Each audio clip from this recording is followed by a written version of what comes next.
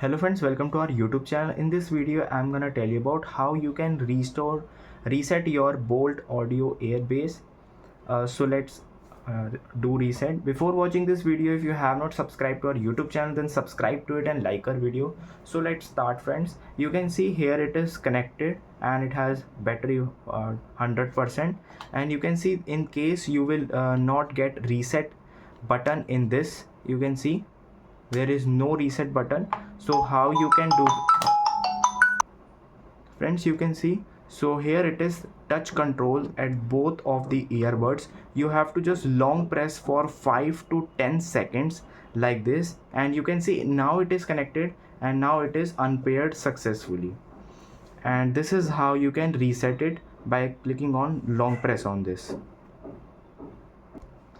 And friends, then you have to turn on this to pair this, and it will blink the light when it's turned on.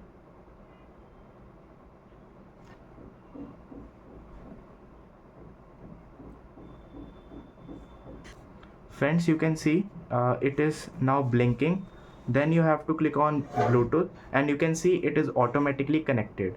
I hope you like this video. If you like this video, then subscribe to our YouTube channel for more helpful tips and tricks videos. See you next time.